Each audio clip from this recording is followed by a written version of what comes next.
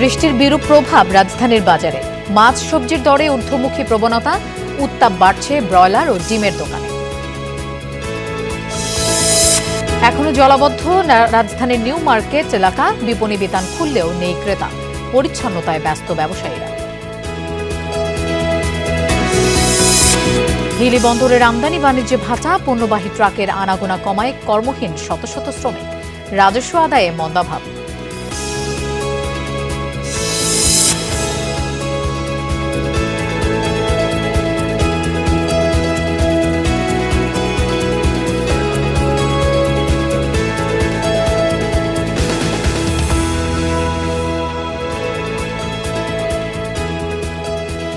শুভেচ্ছা, আমন্ত্রণ বিজনেস টুডের আয়োজনে আপনাদের সঙ্গে থাকছি আমি মৌসুমী আহমেদ লোপা।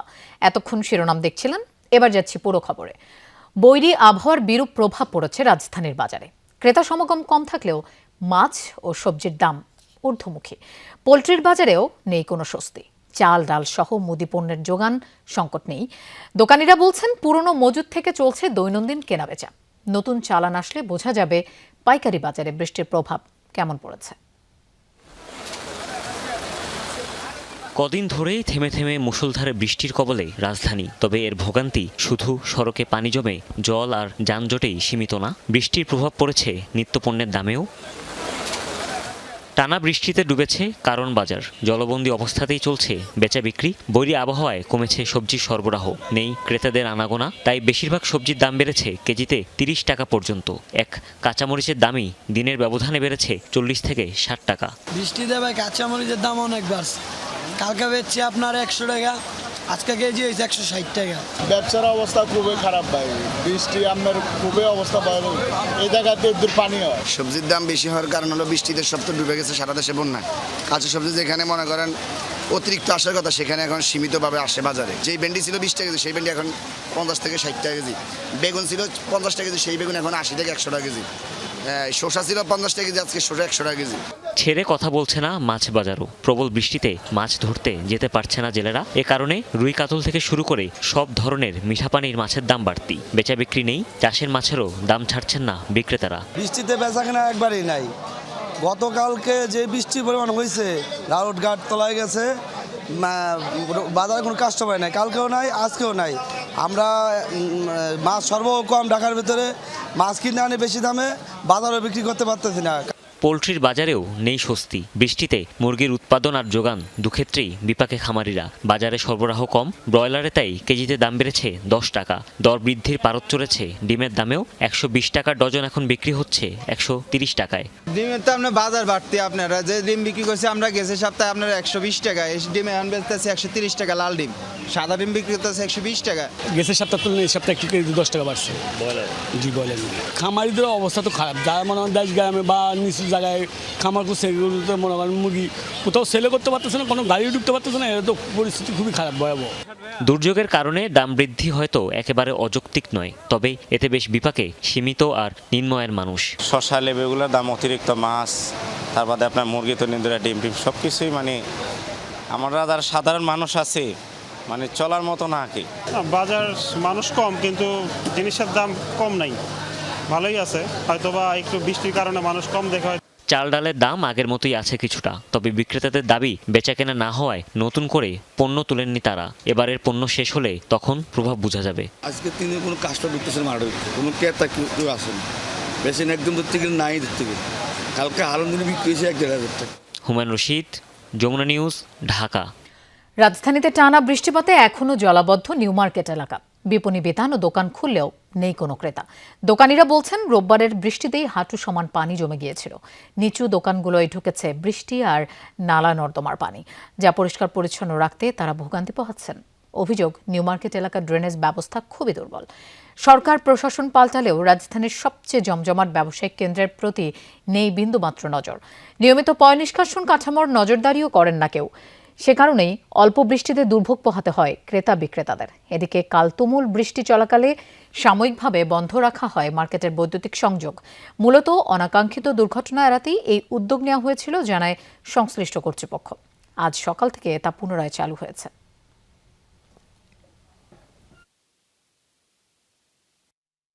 এ জায়গায় আটকেই থাকবো, দিন আইবো দিন যাইবো, কোনো কার্যকলাপ হবে না। দেশের এই অবস্থা, ব্যবসা করতে পারতেছি না, মার্কেটে মানুষ আসতে পারতেছে না, সরকার কোনো পদক্ষেপ নিতেছে না। কালকে সারাটা দিন দোকান বন্ধ ছিল, পানির লে কাজ কম করতে পারি না, কোনো কিছু করতে পারি না। যেই সরকারি আসো কামগো এই পানি সংস্কারের কাজটা করে না। দর্শক, আমরা বাজার পরিস্থিতির খবর সরাসরি জানবো। মুন্সিগঞ্জ থেকে আমাদের সাথে যোগ দিচ্ছেন সহকর্মী আরাফাত রাহান সাকিব। সাকিব, বাজারে বৈরী আবহাওয়ার কেমন প্রভাব পড়েছে মুন্সিগঞ্জে একটু জানতে চাই। আবহাওয়া এবং টানা বৃষ্টিপাতে কিন্তু আসলে বাজারের যে অবস্থা সেটিতে কিন্তু আসলে ক্রেতারা বেশ বিপাকে পড়েছে, কারণ আসলে যেসব পণ্য প্রতিদিন কেনাকাটা করতে হয়, বিশেষ করে সবজি, সেই সবজির কিন্তু আসলে দাম অনেকটাই বেড়েছে।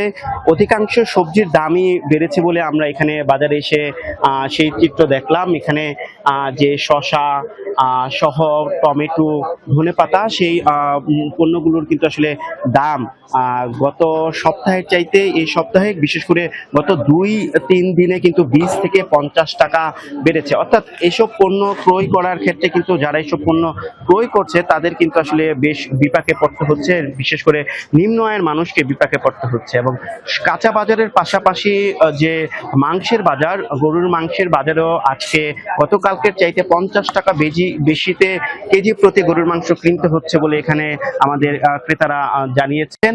আর মাছের বাজার কিছুটা স্থিতিশীল রয়েছে। অন্যদিকে এখানের যে নিত্য পণ্য, অন্যান্য পণ্য যেমন রয়েছে পেঁয়াজ, কাঁচা পেঁয়াজ সহ আদা, রসুন, চাল, সেগুলো কিছুটা স্থিতিশীল রয়েছে। সেক্ষেত্রে সেটি নিয়ে কোনো আসলে বিড়ম্বনা হয়নি। তবে ডিমের দাম কিন্তু হালিপথে এখানে বেড়েছে বলে এখানকার যে ক্রেতারা তারা কিন্তু আমাদেরকে জানিয়েছে। আমরা এখানে বাজারগুলো ঘুরে দেখি,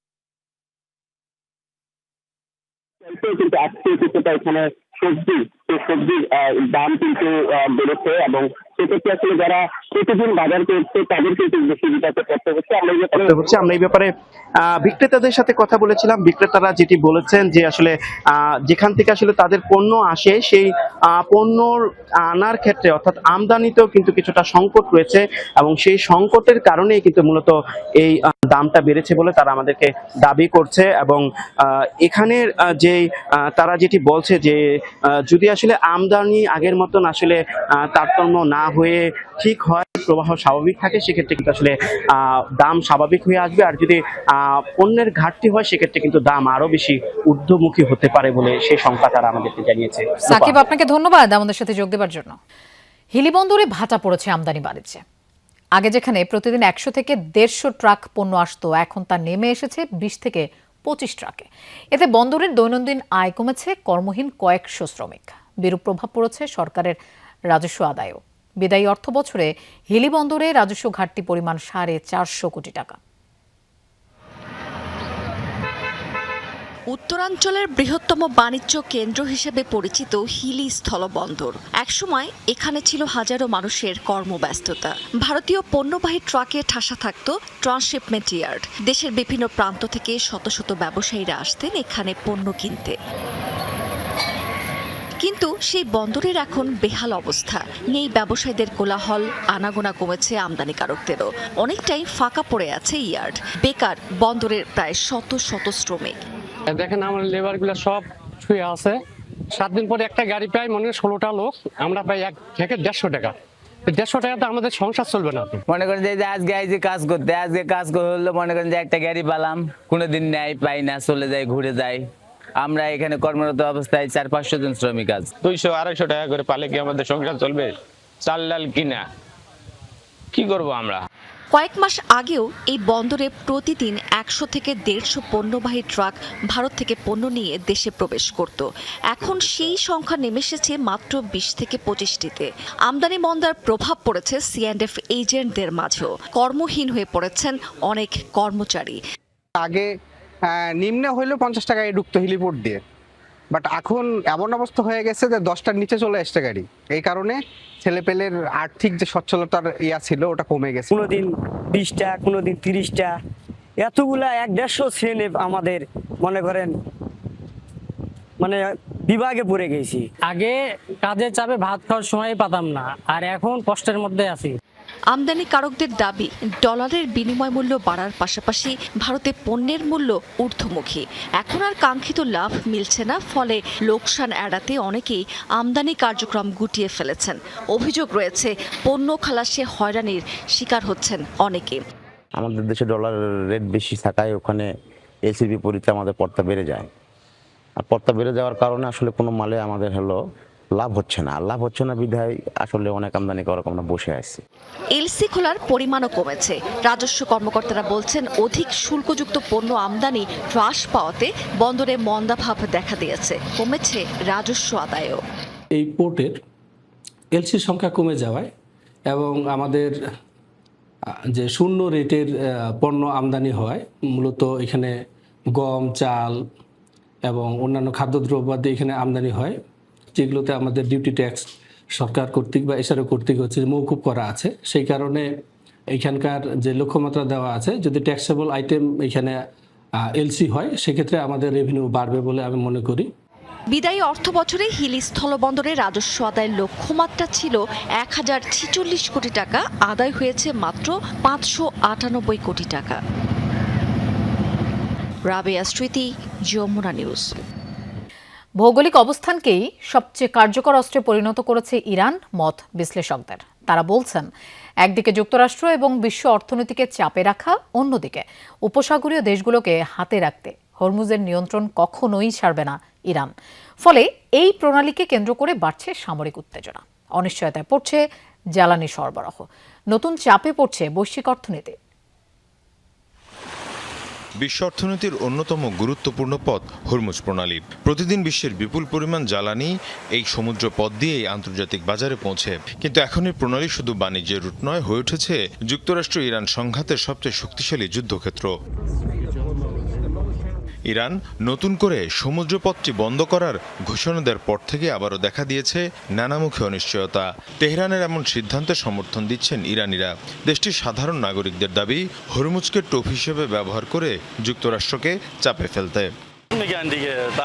যুক্তরাষ্ট্র আমাদের উপর তাদের ইচ্ছাগুলো চাপিয়ে দিতে চায়, তার জবাবেই হরমুজ বন্ধ করা হয়েছে। আমরাও চাই তাদের উপর পাল্টা চাপ দেয়া হোক। আমাদের আসলে দুর্বল হলে চলবে না, ওরা যতই চাপ দিক না কেন আমরা মাথা নত করব না।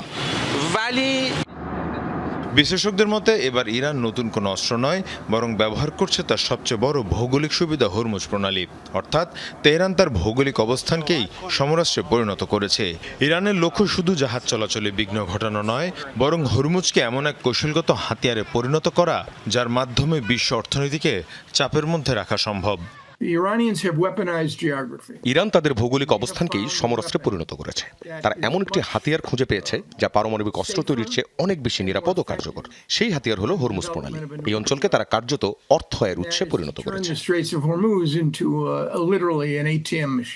হরমুজ নিয়ন্ত্রণে থাকলে উপসাগরীয় দেশগুলো চাপের মধ্যে থাকবে, ফলে ইরানের স্বার্থ রক্ষায় অনেকটাই বাধ্য থাকবে আরব দেশগুলো। পাশাপাশি উপসাগরীয় গুরুত্বপূর্ণ দেশগুলোর উপর নিজেদের প্রভাব বাড়ানোর মাধ্যম হিসেবে ব্যবহার করছে। ভৌগোলিক অবস্থানকে অস্ত্র হিসেবে ব্যবহার শুরু করার পর ভবিষ্যতেও সেই সক্ষমতা ধরে রাখতে চায় ইরান। বিশ্লেষকরা বলছেন, এমন পরিস্থিতি থেকে উত্তরণের জন্য মার্কিন বাহিনী চাইলে সামরিক শক্তি দিয়ে এই প্রণালী খুলে দিতে পারে। কিন্তু সেটি ধরে রাখতে হলে ইরানের ভেতরে বড় ধরনের সামরিক অভিযান, ক্ষেপণাস্ত্র ও ড্রোন ঘাঁটিতে হামলা এবং দীর্ঘমেয়াদী সেনা মোতায়েনের প্রয়োজন হবে। তবে এমন একটি পূর্ণাঙ্গ যুদ্ধ জড়নের ঝুঁকি নিতে চাইছে না ট্রাম্প প্রশাসন, এমনটিও মনে করছেন বিশ্লেষকরা। বীর মুশফিকা হাসান, যমুনা নিউজ। এদিকে হরমুজ প্রণালী বন্ধ ঘোষণার জেরে আবারও অস্থিতিশীল হয়ে উঠেছে বৈশ্বিক জ্বালানি বাজার। এক লাফে অপরিশোধিত তেলের মূল্য বেড়েছে 4% বেশি। সোমবার বিশ্ববাজারে ব্রেন্ট ক্রুড অয়েল বিক্রি হচ্ছে ব্যারেল প্রতি $79। একই সাথে প্রায় 4.5% বেড়ে যুক্তরাষ্ট্রভিত্তিক WTI অপরিশোধিত তেল বিক্রি হচ্ছে $74 আশেপাশে। একদিন আগেও যা বিক্রি হয়েছে ব্যারেল প্রতি $71। বৃদ্ধি পেয়েছে গ্যাসোলিন সহ অন্যান্য জ্বালানির মূল্য। গেল সপ্তাহে যুক্তরাষ্ট্র ইরান পাল্টাপাল্টি হামলার জেরে 5.5% বৃদ্ধি পেয়েছিল অপরিশোধিত তেলের দাম। ইউরোপীয় এলএনজির মূল্যেও দেখা যায় 2.5% মতো উত্থান, যদিও তা পরে কিছুটা কমে। আধুনিক আর আভিজাত্যের শহর প্যারিসে দেখা দিয়েছে নানামুখী সংকট। চলমান যুক্তরাষ্ট্র ইরান সংঘাতের জেরে অর্থনৈতিক মন্দার কবলে দেশটি। সেই সাথে যোগ হয়েছে জলবায়ুর প্রভাব, অতিরিক্ত কর আর নিম্নমানের শিক্ষা। এখনই সমাধান না হলে ভবিষ্যতে আরও ভয়াবহ রূপ নেবে। ফ্যাশন, পারফিউম আর আলোর শহর বলা হয় প্যারিসকে। গত কয়েক শতকে অভিজাতের প্রতীকী রূপ হয়ে উঠেছে ফ্রান্সের রাজধানী, অথচ সেই শহরেই আজ নানা সমস্যায় জর্জরিত। ইউরোপ জুড়ে চলছে অর্থনৈতিক মন্দা আর মূল্যস্ফীতি। এর প্রভাব পড়েছে ফ্রান্সের জনজীবনে। সবচেয়ে বেশি সমস্যায় প্যারিসের অধিবাসীরা। জীবনযাত্রার ব্যয় মেটাতে হিমশিম খাচ্ছে সাধারণ মানুষ। সবকিছুতে বাড়তি দাম, তার উপর রয়েছে অতিরিক্ত করের বোঝা। উদ্যোক্তা হিসেবে রাষ্ট্র থেকে আমরা কোনো সাহায্য পাচ্ছি না, অথচ আমাদের উপর করের বোঝা চাপিয়ে দেওয়া হচ্ছে পাহাড় সম। দিন দিন আমাদের ক্রয় ক্ষমতা কমছে, যার ফলে জীবনযাত্রার মানও নেমে যাচ্ছে আশঙ্কাজনকভাবে। এই অর্থনৈতিক সংকটের মধ্যে সন্তানের ভবিষ্যৎ নিয়ে নতুন শঙ্কায় অভিভাবকেরা, কেননা শিক্ষা ব্যবস্থার মানও নিম্নমুখী। জীবন এখন আগের চেয়ে অনেক বেশি জটিল। আমি চিন্তিত আমার সন্তানদের নিয়ে। আমি মনে করি না আমাদের সময় যে সুযোগ বা সম্ভাবনা ছিল ওরা তা পাবে। শিক্ষার মান নিয়েও আমি বেশ শঙ্কিত। মন্দার মাঝে দেখা দিয়েছে জ্বালানি সংকট আর তীব্র দাবদাহ। সামনের দিনগুলোয় জলবায়ুর পরিবর্তনের প্রভাব আরও প্রকট হবে বলে মনে করছে বাসিন্দারা। আমাদের আজই জ্বালানি ও জলবায়ু সংকট মোকাবেলায় শক্ত পদক্ষেপ নিতে হবে। তা না হলে আগামীতে আমাদের এর চেয়েও ভয়াবহ পরিণতির মুখোমুখি হতে হবে। এই খাতে আমরা যা করছি তা একেবারেই যথেষ্ট নয়। কেবল ফ্রান্স নয়, ইউরোপের অনেক দেশের বড় শহরগুলোরই একই অবস্থা। একদিকে পকেটের টান, অন্যদিকে ভবিষ্যৎ প্রজন্মের অনিশ্চয়তা আর সামাজিক মূল্যবোধের অবক্ষয়। সব মিলিয়ে এক গভীর সংকটের মধ্য দিয়ে যাচ্ছে আধুনিক ইউরোপ।